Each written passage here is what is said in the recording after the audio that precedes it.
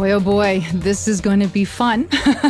Not sure where this is going to go. We have a lot of listener questions. So Simon, of course, you're going to take part in this and help to answer them. Sure. But we also have with us David Visentin. And of course, everybody knows him from the W channels Love It or List It. But more importantly, he is a realtor and he is with Country Living Realty with his brothers. We also have with us your sister, the beautiful Bonnie Visentine, and she's also in the business. She's with Keller Williams Realty, but also they're both members of Real Pro Canada, which is fantastic. So welcome to the program. Thank you. All right. Well, we're going to start with the first question here because this one's saying, give me the top 3 upgrades for a home to make sure I get the biggest return when it comes to selling. Well, I would say that most people would always say that it's pretty much your kitchens and your bathrooms. Okay. I mean, those are where you're going to spend the most money and they're where you're going to get the most bang for your buck when you go to sell it. Okay. It's also where people spend the most time when they're looking at a house, right? They fly through their bedrooms for the most part, but they spend hours looking at a kitchen and looking at a bathroom because they know if it doesn't suit them, they're going to have to change it and it's going to be expensive. Mm-hmm. So that's why I think those are probably the key areas. Okay, Bonnie, do you agree?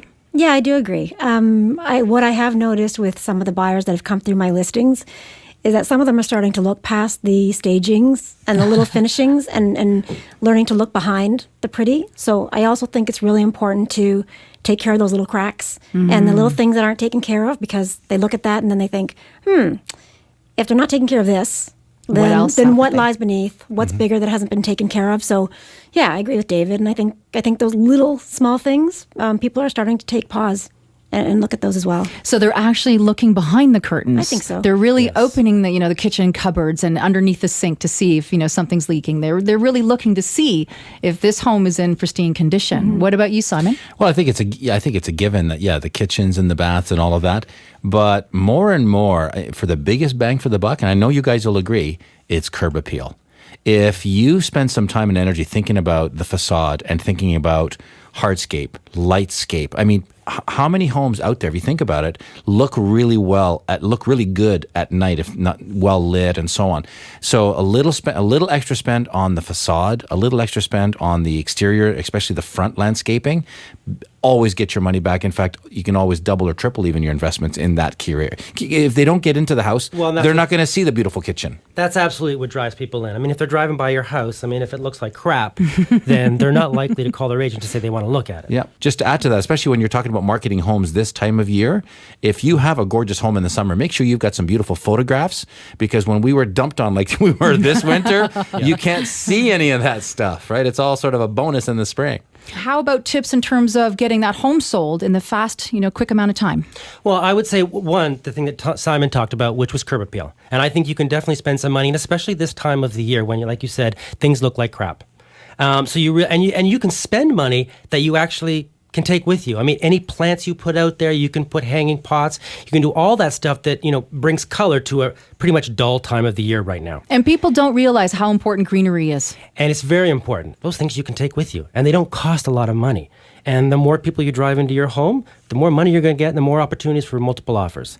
Once you get them in the home, I find that right now, people really want a very nice entrance. They want good closet space. Storage is huge for most people. People have a lot of stuff. And it seems like getting more and more. More and more. Look at how well more. those storage unit places do. It's crazy.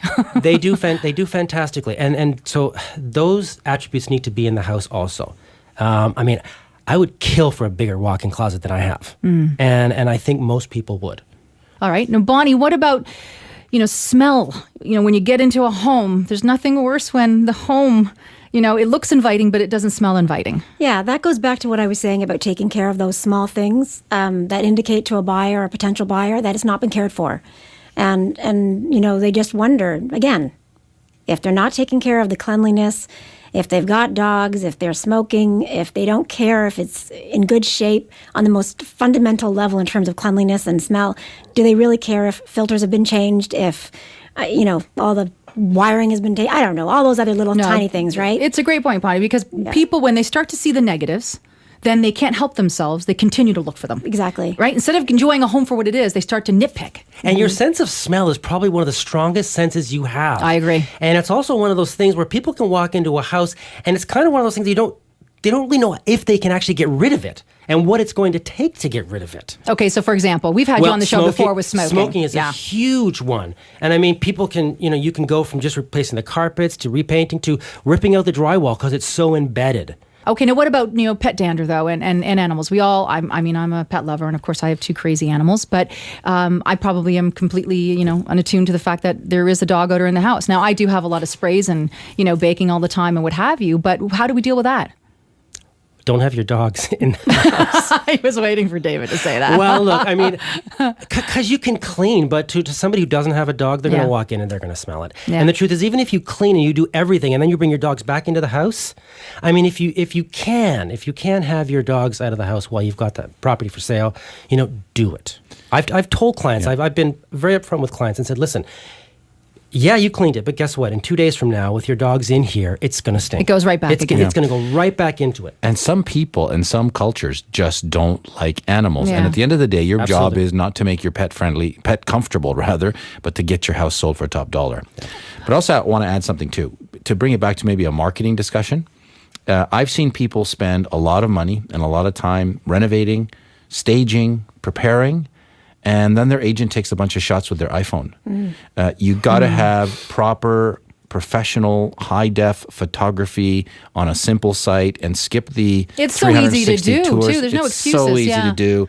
It doesn't cost a lot of money, but you have to do it right because everybody starts online. Everybody except my grandmother, God rest her soul, starts online. So, and that's really that's the first place. That's the first impression. Now, Bonnie, what about those photos though, where people they're not true? I mean, there's these pictures, and you think, okay, I'm going to take my client to this place, and you get there, and you go, what the heck is this? It's nothing like what these photos show. Yeah, I know. They make living rooms look twice the size that they are, and kitchens driveways twice the size like for 40 cars. Yeah. I mean, I guess that gets people through the door potentially, but. I don't think it brings necessarily the buyer that's going to buy your home. Yeah, you got to be truthful. Yeah, and then you're going to have more people coming to your house than maybe you actually needed to in order to still sell it for a higher value. Yeah. We had one agent show a picture of the building lobby for a condo, and my client thought that was the living room. No, it's not 30 by 80, it's 10 by 12, But all kidding aside, it still is important. Yeah, I mean, there's some misrepresentations, but yeah, you got to be truthful. All right, David, I can tell you want to add to that. Well, and I think that's where buyers have to be smart. When they're looking at a listing and they can actually look at the sizes and see. And they can judge it by, a room in their own house. You look at a living room that says that it's, 10 by 20. Go into a room that you have in your house that's 10 by 20, and you'll get a sense of it, even though the picture might make it look like it's 20 by 40. Right, absolutely. So, do your homework. All right, how about this? We had some questions regarding listings, MLS listings that have on it as is condition. So can you explain a little bit about that? I'll start with you, David. That's basically the owner saying that they're not taking responsibility for anything in that house, that you're basically buying it as is, where is. You can do an inspection, but they're not going to pay for anything that you say needs to be fixed. So, David, why would you even put that on an MLS listing? Why couldn't you talk that? If somebody is truly interested in that property, why could you then not at that time say, this is, and during negotiation, that it's as is? Why would you put that on the MLS listing? I think if that's something you want to put out there for the public, you do it then. And so the people going in to look at the house know it. And a lot of the times, I mean, if it's saying as is, you're probably getting a good indication of what that house looks like. Yeah, you're already thinking that there's something wrong. You're already thinking it's a disaster. Yeah, I mean, we typically see that with estate sales. Yes. We always see it with bank power of sales because they cannot represent or warrant anything. It doesn't necessarily mean that there's anything wrong with the home, but it's sometimes just basically saying, look, this is a handyman special. You need to come in and be prepared to do renovations, and you can still do your home inspection. So I wouldn't shy away from those. No, because you can sometimes get some fantastic value there, but it's nothing to be scared of, nothing to be afraid of for sure. Now, Bonnie, when you see that, of course, in the MLS listing, people automatically think, okay, something's wrong. Does that mean they're going to get a great deal? Well, that's what I was thinking. When I see handyman special or as is, I'm thinking it's an opportunity for someone who's a handyman or a contractor or is looking for a teardown. So in a way, that also could be a marketing technique, I guess, if that's the buyer you're looking for. So I don't necessarily look at it as a negative thing. Just another piece of information. Okay. Now, will buyers, though, expect when they read that they will get a better price, of course, than what it's listed for? They might think that because they're always going to look at it from their perspective and how they feel about it. The seller may be putting it in there to say, listen, what I want is what I want to get what I'm asking.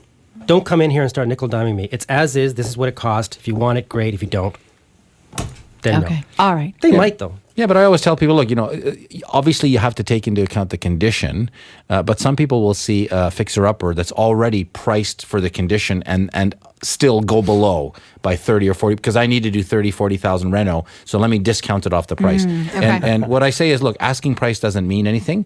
What we look at is what did a similar property sell for, and if a similar fixer-upper just sold for $550, don't offer them $495. It's just a waste of everybody's time. Absolutely. So you need to understand the local market and take that into consideration. Yeah, I think buyers and sellers have to do the same thing. I mean, a seller, when you go to give them an evaluation, wants to see properties that have sold. And I think if you're going to buy something, you should want to see those solds also. I mean, that's really what you're going to base what you're going to pay for a property. All right, let's talk about the pricing aspect then. So when it comes to, getting your home ready for the market, it's all ready. Now you're going to get it, all the paperwork. You have to come up with that right price. But a lot of times people miss that right price. In fact, what they end up doing, the greedy man syndrome or woman syndrome comes into play. And of course, they can overprice and ask for too much. So let's talk about the risks of when you overprice a property. David, I'll start with you. Well, I think it depends on where you are. I mean, the markets are so different. I mean, even within the city of Toronto, there's little markets that are crazy. Yeah. Are crazy. In a With good multiple way. offers, doesn't seem to matter what price you put on it. You're going to get people looking at it and people buying it.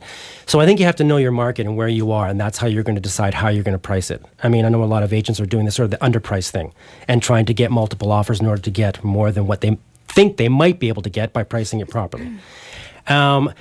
Obviously, when you overprice something in an area that's not in high demand, basically what you're getting is a house that's going to sit on the market and not sell, unless you've got somebody that needs to have your house, and then they're basically going to do an offer that they think, this is what it's worth, not what you're asking. Sitting on the market is never good. Once your house sits on the market for 3 to 6 months, it's just bad for your property. It's just people are going to look at it like there's something wrong, even if it doesn't look like there's something wrong. They're going to think that. They're going to think there's something wrong. Yeah, somebody didn't bother to actually put an offer and didn't want to buy it. And what people don't see sometimes is, for example, on the MLS listings, you have something called a DOM ticker, which is the days on market. And let's say, for example, your house is worth $6 and you priced it at $679. And here's what we hear all the time, because you never know. I might get somebody that pays me that price. Well, it's on the market for 3 months at $679, and then you drop it to $619 where it should have been in the first place. If you don't know what you're doing, the DOM ticker, the days on market, it could still show been on the market for 90 days. And a buyer that's not completely in the know might say, well, it's been on the market for 90 days at $619, so let's offer them $589. And of course, the seller's now even more angry with you because it's your fault. So it's, you got to understand the dynamics of that. Right. And and the only other comment I say, if you want to test the market with a slightly higher price, 2 weeks and you'll know. Oh, good idea. 2 weeks. All right. After that, take the listing off MLS and relist it at the correct price. And then the days on market is now 0 again. Oh, okay. But here's the thing. What you should do is that's a good idea, especially for a seller. But if you are a buyer, you want to get the case history on a listing. Absolutely. Because even though the buyer will give you this listing, it'll say it's been on the market for 10 days. It could have been on the market for 6 months prior to that. That's a great point. And the general public will not see that information on MLS.ca. But your realtor will. Your realtor will. Now, whether he'll tell you or not is a different story. Whether your realtor even knows or not is another story. Well, But you can ask. he should know, and you should always ask. Okay. How long has this property been on the market? Not how long has it been with you. How long has it been on the market? Please Give me get the history on Yeah. it. Yeah, that's a great idea. Okay, so great advice, guys. But Bonnie, how far back should a potential buyer go when looking at comparables to understand? They should look back about 3 to 6 months. Okay. But I think also more importantly, they need to look at what's on the market at the same time as the house that they're pricing, because that's sort of going to be a big factor in sort of what that house is likely to go for, especially if they find themselves in multiples. Okay, so if I have a home that I'm thinking about selling, one of the first things I should do, with my realtors, actually go check out my competition. Yes. Okay. Yeah, because the market can go crazy, right? It can change all of a sudden, and then your neighbor now sells for a certain price that was unexpected. That automatically changes what's probable for your home if they're directly comparable. So I think it's important to look at the history and what's going on at the exact same time as your listing. Great idea, Bonnie. And it's also a great reality check. For sure. Because we all like to think our home is worth far more than it is, right? It's the best in the neighborhood, isn't it? But really, you need to understand your competition. Who are you up against? And adjust accordingly. Exactly. Pleasure having Bonnie Visentine here, and of course, David Visentin. I love the brother and sister thing. And of course, your whole family in the business. It bodes well for this industry. So great having you. Thank you. Thank you.